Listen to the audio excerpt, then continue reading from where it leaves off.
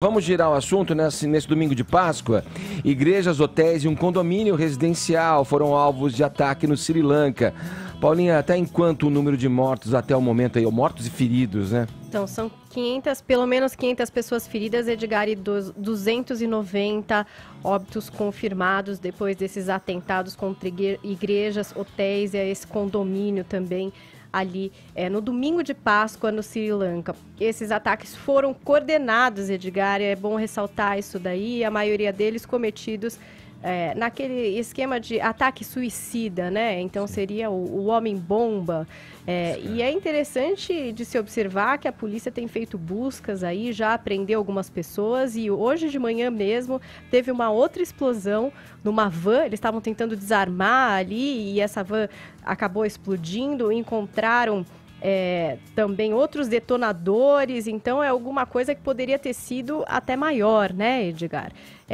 Havia uma denúncia feita há uns 8, 10 dias antes a respeito de uma possibilidade de ataques que seriam feitos aí por um grupo radical islâmico chamado National Touti Jamal, uma coisa assim, eu não sei como é que se pronuncia, e o governo está assumindo que foi este o grupo responsável pelos ataques, apesar de nenhum grupo ter ali reivindicado a autoria, que é o que normalmente acontece, né, Edgar? Surge um vídeo ou alguma coisa onde o grupo diz que é da responsabilidade deles. Isso ainda não aconteceu, mas o governo local atribui, sim, essas ações a esse grupo radical islâmico e acredita que esse ataque tenha sido realizado com ajuda estrangeira, então vai precisar ir da ajuda para rastrear ligações, para entender como é que tudo isso foi organizado. Como eu disse, 24 pessoas já foram detidas, hoje encontrados 87 detonadores de bombas na principal estação rodoviária da capital do Sri Lanka, a explosão dessa van,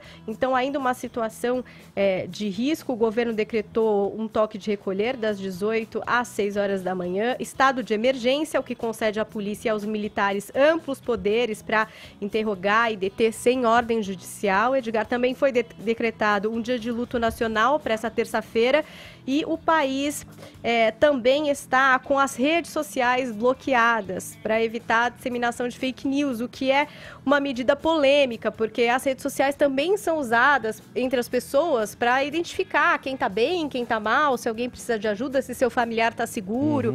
Então existe aí um pouco de controvérsia a respeito desse bloqueamento das redes sociais, Edgar. A gente conversou... Que já vem desde ontem, né, Paulinha? Exatamente, desde ontem. A gente conversou com o professor da FMU, especialista em relações internacionais, o Manuel Furriela, que explicou um pouco da motivação desse atentado. Edgar, vamos conferir. Vamos lá. Os ataques terroristas no Sri Lanka, perpetrados na Páscoa, justamente num dia-chave para o cristianismo, demonstram que a intolerância religiosa naquele país foi levada ao extremo.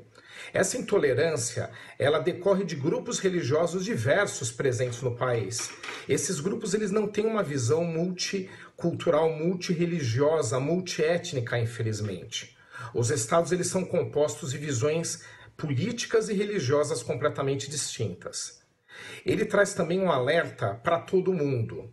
Os ataques terroristas que tínhamos visto de grande proporção nos últimos anos, principalmente a partir do 11 de setembro, nos Estados Unidos, contra o Pentágono, Torres Gêmeas, e também na Europa, principalmente na França nos últimos anos, nos deram um alerta do extremismo político, de visões políticas que levavam a grupos terroristas a praticar atos nefastos e condenáveis com milhares de civis sofrendo consequências.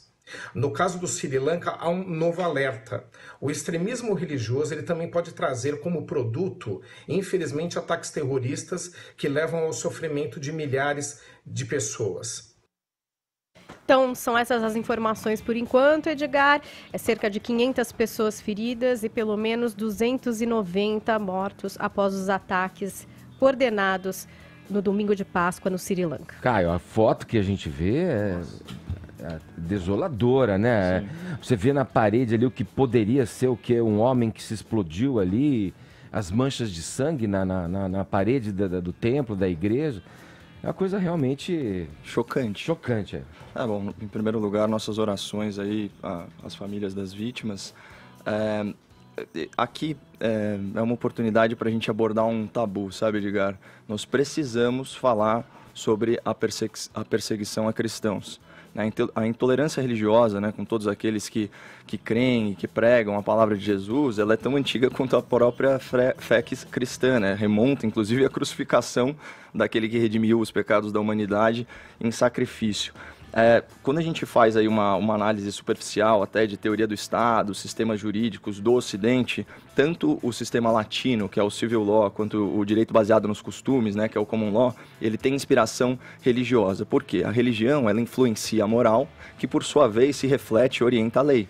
Então, quando você tem alguns princípios basilares aí do Estado Democrático de Direito, como a isonomia, que tem paralelo na teologia. Então, da mesma forma que todos são iguais perante a lei, todos são iguais perante Deus. O que acontece, né? Falando um pouquinho de política, geopolítica. Dentro da teoria progressista globalista, certo? A religião cristã, ela subsidia o patriarcado ocidental. E por isso ela é vista como um sistema de opressão.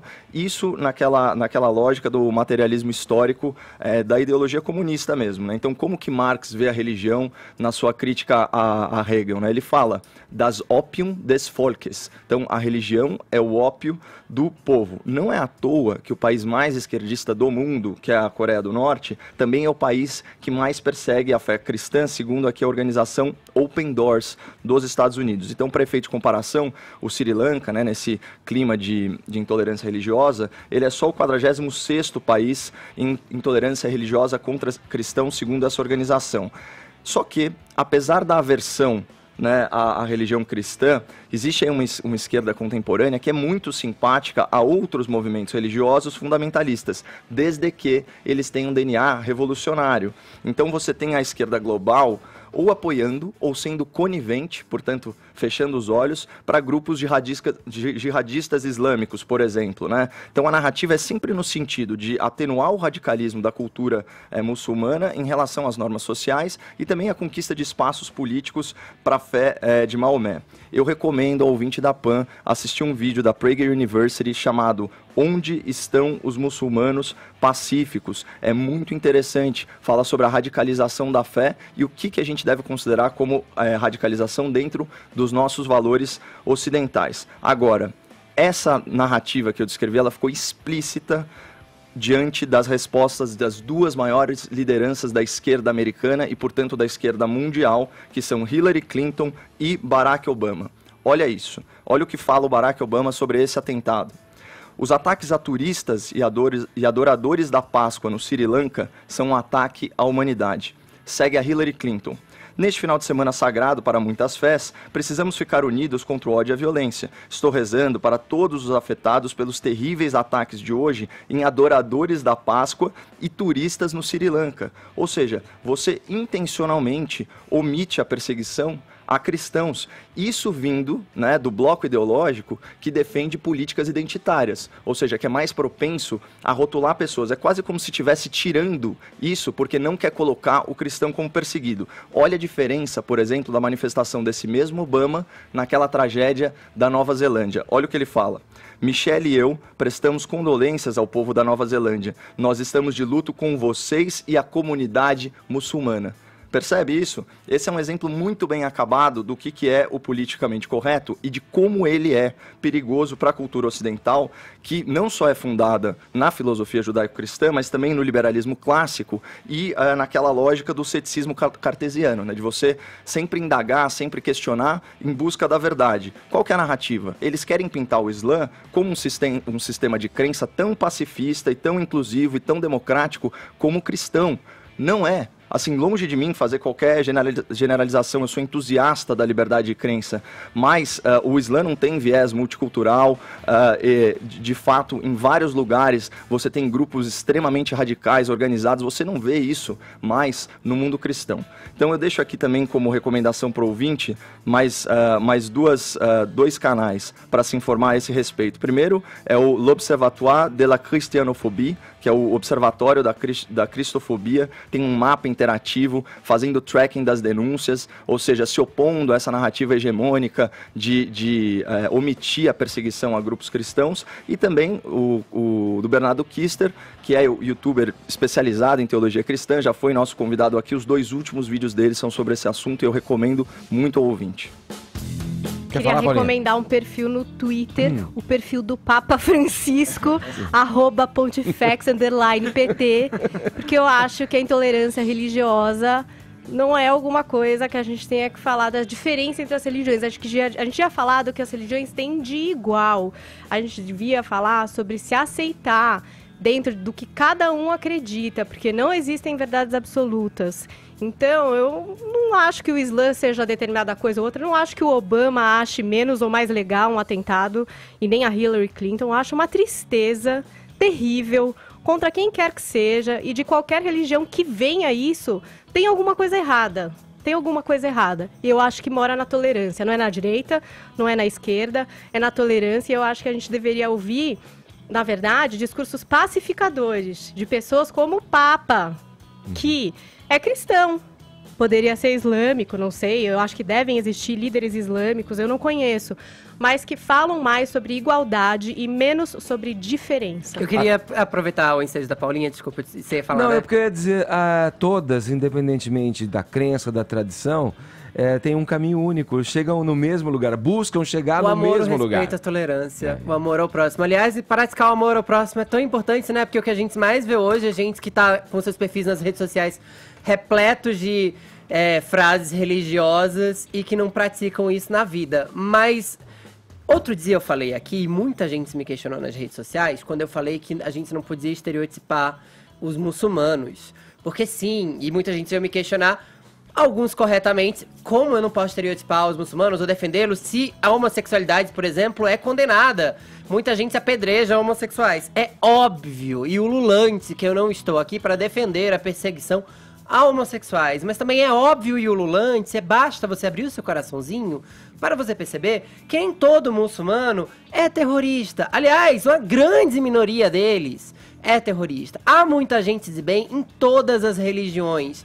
E estereotipar esse tipo de preconceito, dar essa pecha a uma comunidade que já é perseguida e que já é olhada torto há muitos anos, é basicamente estimular o ódio. Você que está aí pregando o amor em seus perfis nas redes sociais, ao mesmo tempo que ofende outras pessoas, comece a praticar a empatia.